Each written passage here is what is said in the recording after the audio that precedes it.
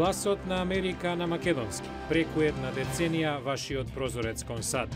А сега, директно од студиото во Вашингтон. Добро вечер. Ова е ТВ журналот Newsflash на Гласот на Америка на македонски. Со вас во оваа емисија ќе биде Јане Бојаджиевски.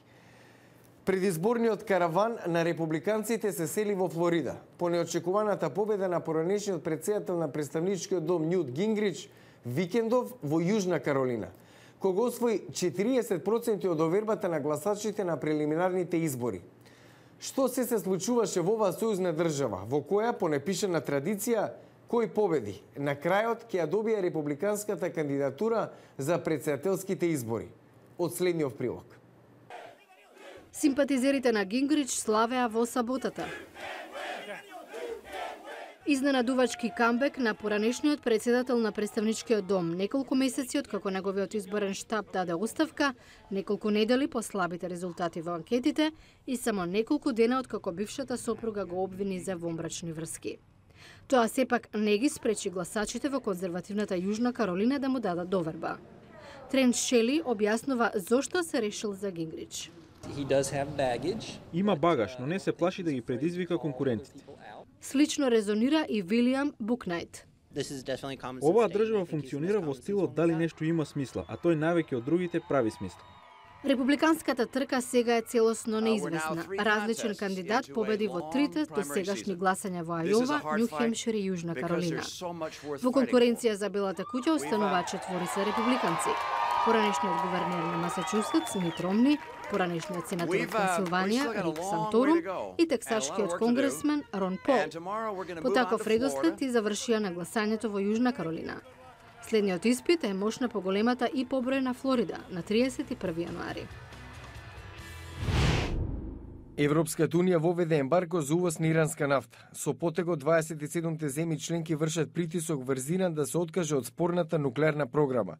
Деталите ги финализираат министрите за надворешни работи на денешната средба во Брисел. Американскиот носач на авиони без проблеми мина низ теснецот Ормуз. Во Персискиот залив, еден месец од како Иран предупреди САД да не распоредуваат воени бродови.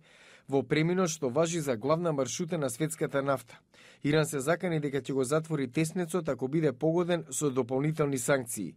САД пак одвратија дека нема да толерираат никакво затворање. Во воздушен напад со американско беспилотно летало во племенскиот регион Северен Вазиристан во Пакистан загинале четворица осомничени милитанти, јавија пакистанските официјални лица. Пакистан ги осудува ваквите напади како кршење на суверенитетот, но се верува дека тие се вршат со помош на пакистанското разузнавање. Американската конгресменка Габриел Гифордс се повлекува од Конгресот една година од како напаѓач ја застрела во главата за да се посвети на опоробувањето. Председателот Обама рече дека ќе недостига нејзиниот ведар лик во Вашингтон. Нью Ингланд Патриотс и Нью Йорк Giants ќе ги одмерат силите во финалето на американскиот фудбал Супербол на 5 февруари во Индианаполис. Патриот синоќа беа поуспешни од Балтимор Рейвенс, а гостите од Нью Йорк имаа поголема среќа во последните моменти од мечот против Сан Франциско 49ers. Патриотс и Giants се лути ривали. Во последното финале 2008 победија Giants со 17-14. Главна вест во Холивуд. Германската суперманекенка Хайди Клум и британската поп звезда Сиел минуваат низ тежок период во бракот. Озборувања или реалност? Наводно, наскоро или уште еднаш ќе го обноват судбоносното да, или ќе се разделат.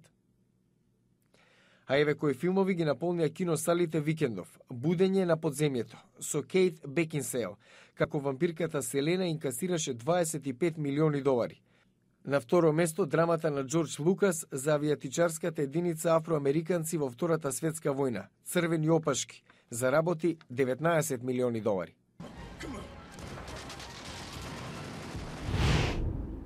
Денес е прв ден на кинеската нова година.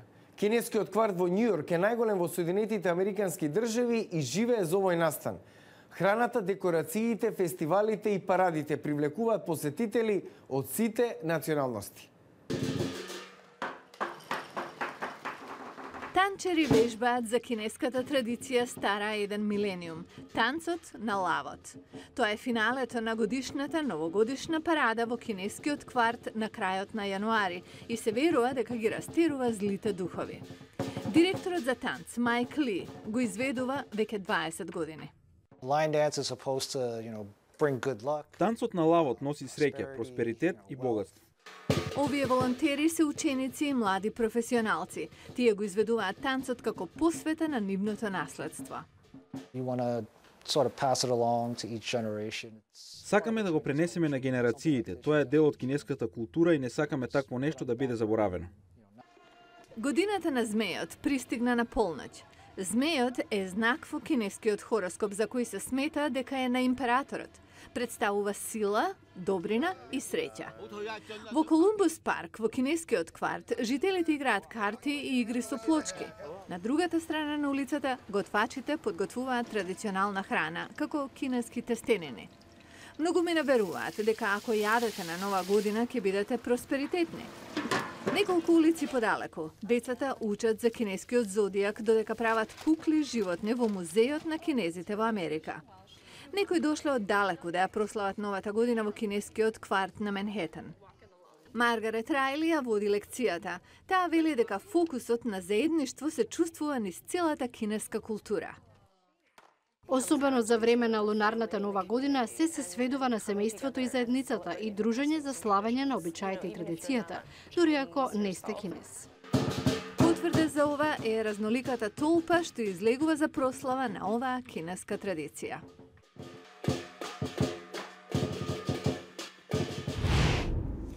Спроти утрешното годишно обраќање до нацијата на председателот Обама, што по традиција се одржува во Конгресот, еден факт никој не може да му го оспори.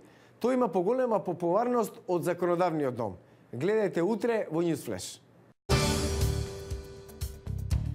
Утре во Newsflash само 11%. Толку од американците според анкета на Галоп ја одобруваат работата на Конгресот. За ова во утрешното издание на Newsflash. Го гледавте Newsflash на гласот на Америка на македонски. Јас сум Јане Бојаджиевски од студиото во Вашингтон. За најнови содржини посетете и нашата веб страница glasnaamerika.com. Пријатна вечер. Се гледаме утре.